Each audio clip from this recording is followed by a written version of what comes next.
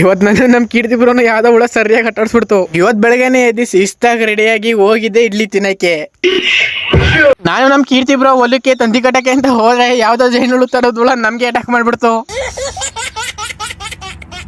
ಓಡೋ ಆ ಕಡೆ ಬತ್ ನೀರು. ತಂದಿ ಕಟ್ಟೋದೆಲ್ಲ ಮುಗಿಸ್ಬಿಟ್ಟು ಯಾವ್ದೋ ಪೆಟ್ಟಿ ಗಡಿ ತಗೊಂಡು ಮನೆ ಕಡೆ ಹೋದ್ವಿ.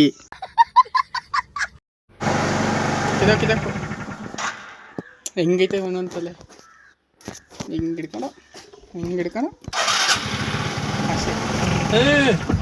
Tecnologia! Oh my God! ಗಾಡಿದು ಟೆಕ್ನಾಲಜಿ ಎಲ್ಲ ನೋಡ್ಕೊಂಡು ಹೋಗಿದೆ ಹೊಲ್ದ ಕಡೆಗೆ. ಏನಕ್ಕೆ ಅಂದ್ರೆ ಜೋಳ ಅರ್ಧ ಬರ್ಧ ಮುಚ್ಬಿಟ್ಟಿದ್ವಿ ಅವತ್ತು ಮಳೆ ಬಂತು ಅಂತ. ಇವಾಗ ಮುಚ್ಚಬೇಕಿತ್ತು, ಹಂಗಾಗಿ ರೋಡ್ರಲ್ಲಿ ಜೋಳ ಎಲ್ಲ ಮುಚ್ಬಿಟ್ಟು ನಾವು ಹೊರಟಿದೆ ಮಾಸ್ತಿಗುಡಿ ಕಡೆಗೆ. ಯಾಕಂದ್ರೆ ಇವತ್ತು ಮಾಸ್ತಿಗುಡಿಲಿ ಜಾತ್ರೆ ಇತ್ತು. ದೇವಸ್ಥಾನಕ್ಕೆ ಹೋಗಿ ಪೂಜೆ ಸಾಮಾನು ತಗೊಂಡು ನಾವು ಹೋಗಿದ್ದೆ ಡೈರೆಕ್ಟ್ ಗರ್ಭಗುಡಿಗೆ. ನೋಡ್ಕೊಳ್ಳಿ, ಯಾರ್ಯಾರು ನೋಡಿಲ್ಲ ಮತ್ತೆ ಯಾರ್ಯಾರು ಬಂದಿಲ್ಲ ಎಲ್ಲ ಕೈ ಮುಕ್ಕಬಿಡಿ ಬಿಡು.